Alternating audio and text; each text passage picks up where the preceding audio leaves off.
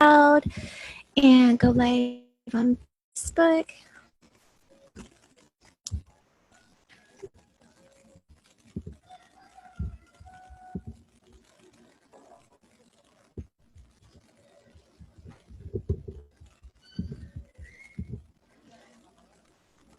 Okay.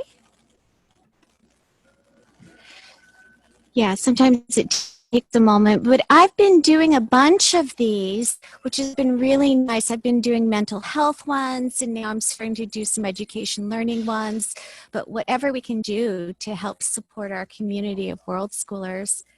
Yeah. So, okay.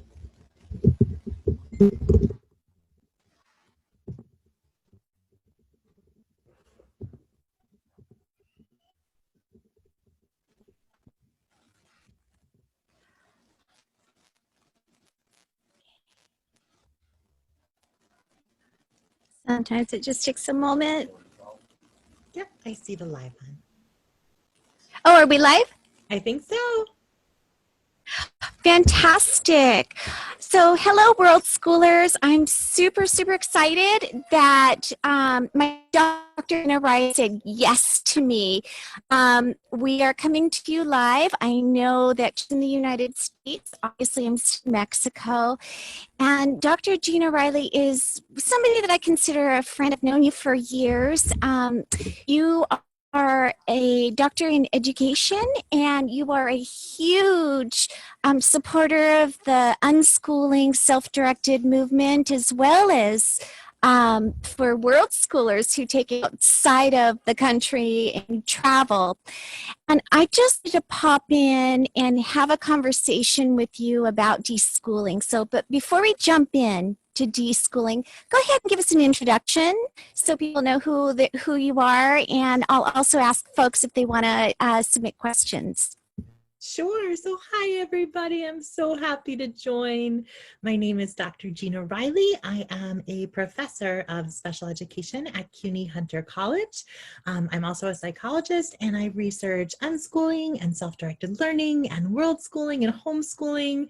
I really love self-determination theory, intrinsic motivation in education. And I also unschooled my son throughout his life. So his first day of school was his first day of college.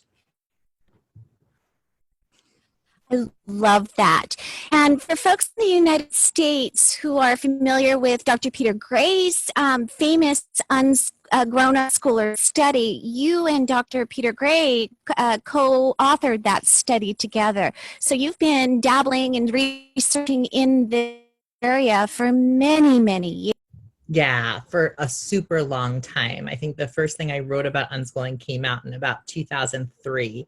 And so, yeah, a super, super long time. And Peter Gray's studies, we did the 232 family study, which was in 2013, and then the joint young adult unschooler study, which was in 2015. And we're currently working on a study of Sudbury schools, which we're really excited about.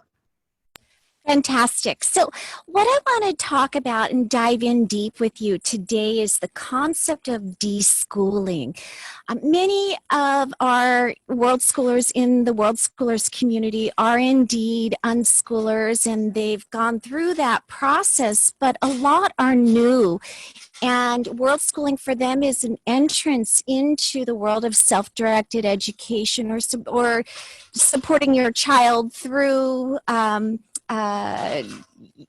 kind of thinking about education from an alternative perspective. And I know that those people are the people that are really going to benefit from this conversation about deschooling. Can you kind of give us a brief overview as to what deschooling is?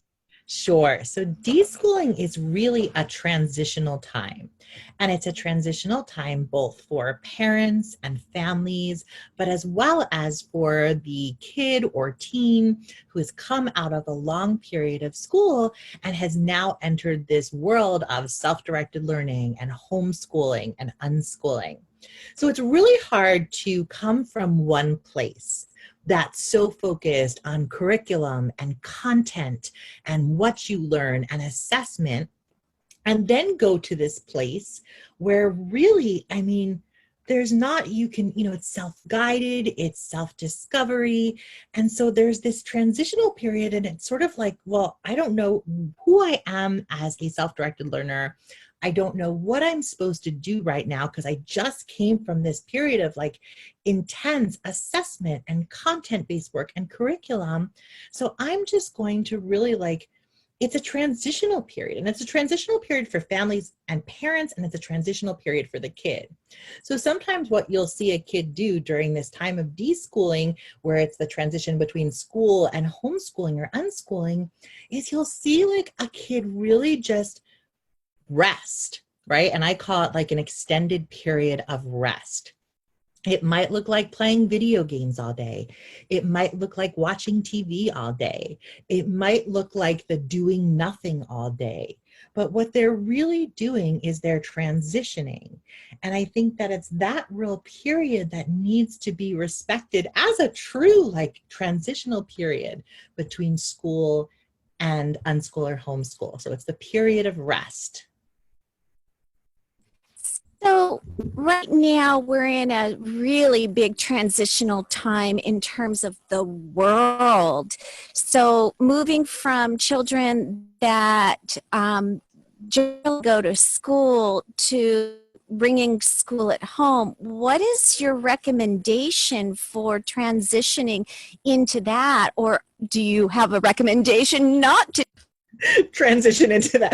I mean, it depends on the schools like you come from and that you live in and the districts that you live in.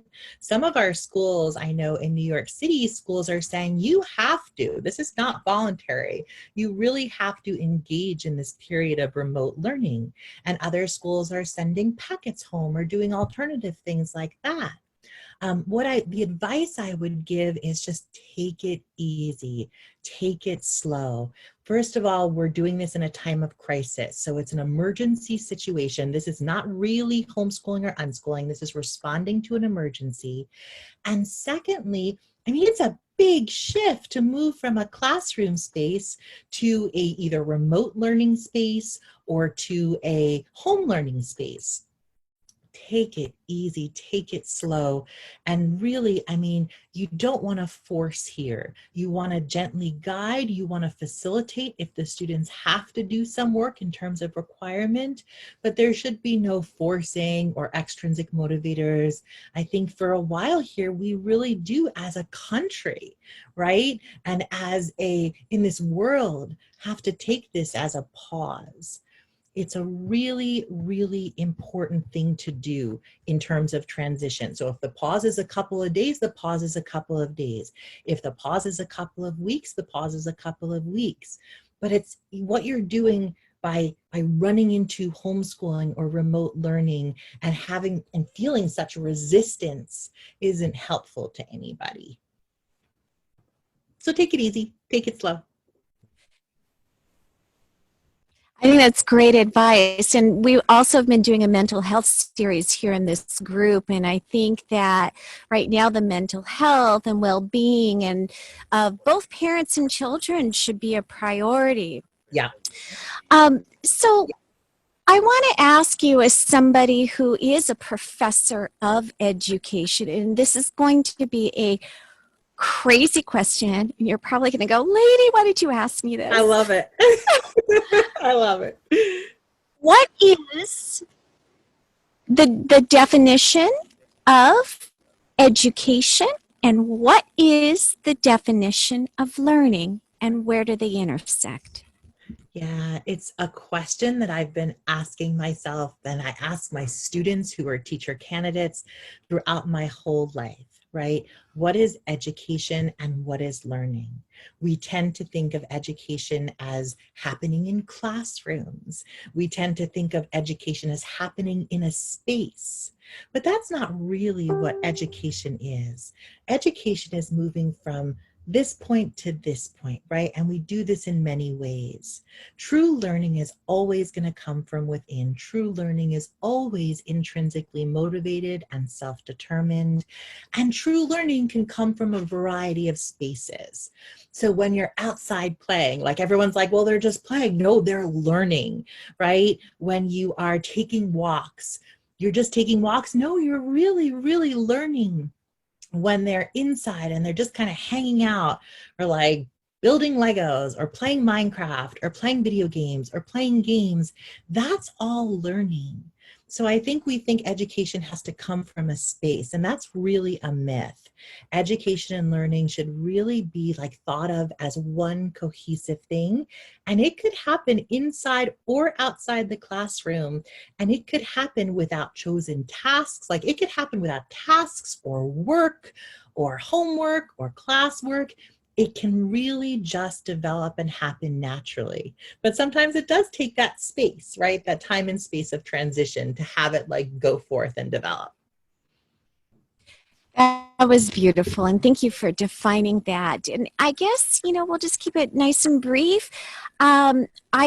We spoke in the beginning about what deschooling looks like for our children. Can you just address what deschooling looks like for the parents?